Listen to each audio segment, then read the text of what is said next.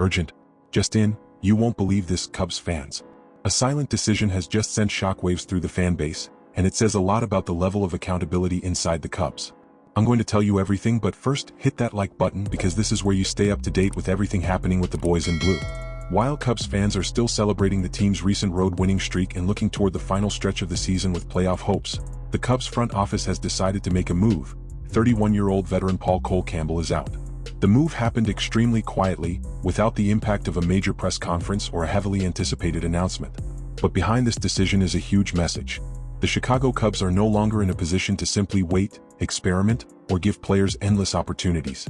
As the season moves into its most critical stage, every roster spot becomes increasingly valuable, and every player has to justify their place. Campbell, a right-handed pitcher who has previously appeared in Major League Baseball with the Miami Marlins, had been an important piece for the Iowa Cubs, the organization's AAA affiliate. But his recent numbers ultimately worked against him. A 7.27 ERA became simply too difficult for the front office to overlook, especially at a time when the club needs quick and reliable answers. And here is the part that could get Cubs fans even more interested. This release did not happen at just any point in the season. It comes as the Cubs enter a stretch where even the smallest detail can completely change the playoff race.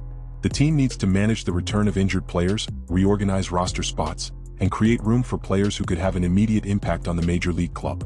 That is why Campbell's departure could represent more than just the end of his time in the Cubs organization. It is a sign that the franchise is beginning a serious internal evaluation. Players who are producing stay. Players who cannot meet the required level risk losing their opportunity. And that applies even to experienced players with major league backgrounds and resumes that once made them valuable organizational pieces. The decision also exposes a reality that could define the next several weeks in Chicago. There is no longer much room for sentiment. The objective is clear. The Cubs want to make the playoffs. And to accomplish that, the front office has to make difficult decisions before the calendar makes those choices even more urgent. Campbell's situation is particularly significant because he was not simply an unknown name buried deep in the organization. At 31 years old, he brought experience and had already reached the major league level. Still, performance ultimately spoke louder. A 7.27 ERA, at a moment when the pressure is at its highest, is exactly the kind of number that can force an organization to change direction. There is another important detail here. When a club opens up a roster spot at AAA at this stage of the season, the obvious question is, who comes next? The answer could be connected to players returning from injury or to prospects and organizational pieces the Cubs believe can help immediately if they are called up to Chicago. Today's move could be just the first chapter of a much bigger sequence. The front office may be preparing room for additional changes, new promotions, and even more difficult decisions throughout the organization. And at this point in the season, the next few days could bring even more news. For Cubs fans, the message is impossible to ignore. The franchise knows it is facing an important opportunity. The recent road success has increased the optimism, but it has also increased the pressure. When a team begins to see a real opportunity to compete for a postseason spot, every position on the roster starts being examined under a microscope. And that is exactly where Paul Campbell's release takes on greater significance. Not necessarily because he was responsible for any major problem on the team, but because his departure shows that the Cubs are willing to make changes in an attempt to improve their chances. The time for simply waiting and hoping for a turnaround appears to be over. Now the pressure becomes even greater on the players who remain in the organization. The question is simple: who is ready to take responsibility when the Cubs need them? Who can turn an opportunity into production? And who could potentially find themselves following the same path if the numbers do not improve? Cubs fans also need to watch what happens after this decision. When a player is released to create roster flexibility, there is usually a practical reason behind the move. And in this particular situation, that reason appears obvious.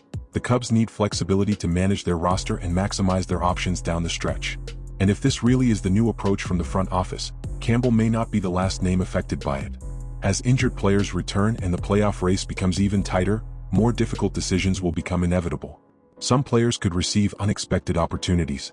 Others could discover that their time to prove themselves has run out. Now we want to hear from you. Do you agree with the Cubs' decision to release Campbell at this point in the season? Did a 7.27 ERA justify the move, or did the veteran deserve another opportunity? Yes or no? It's time for Cubs fans to have their say. Leave your answer down below and join the conversation. And remember, subscribe to the channel because right here you'll get rumors, trade talks, signings, roster moves, and all the latest Chicago Cubs news as soon as it happens.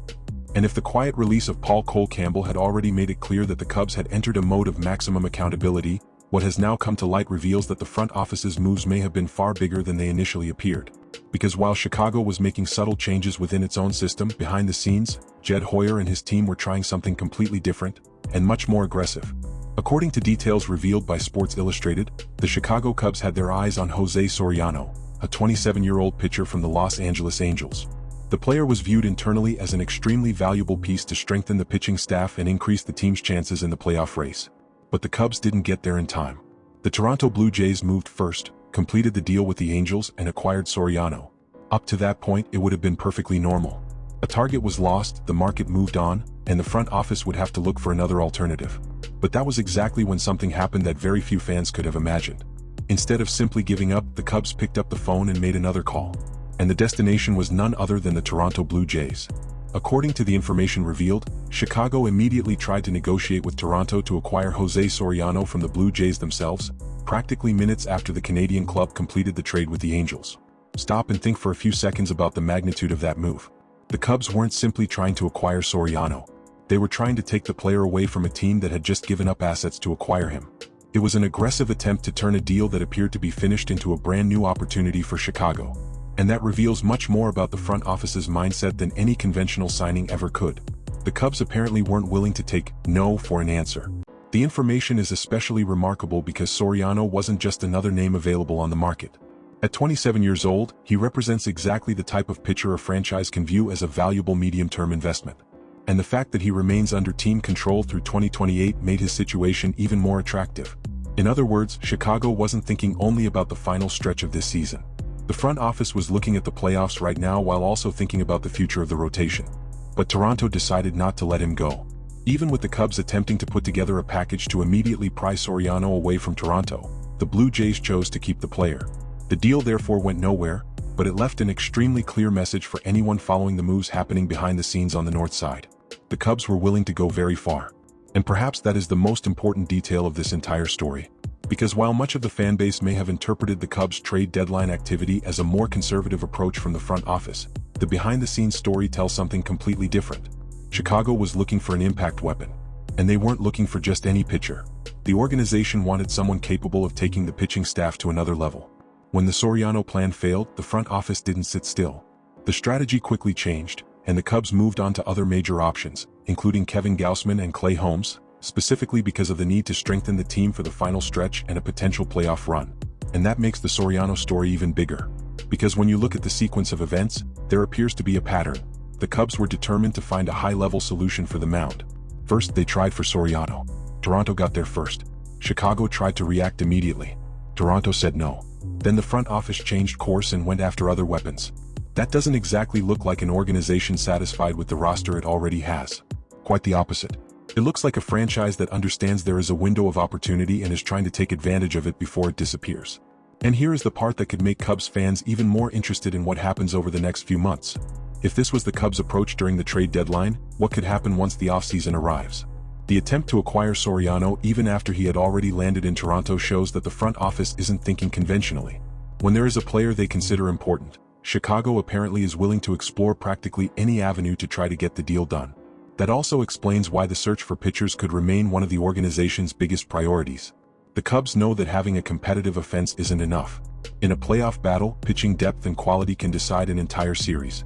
A great pitcher can transform a rotation, take pressure off the bullpen, and, most importantly, give the team a weapon to face high-level opponents in pressure situations.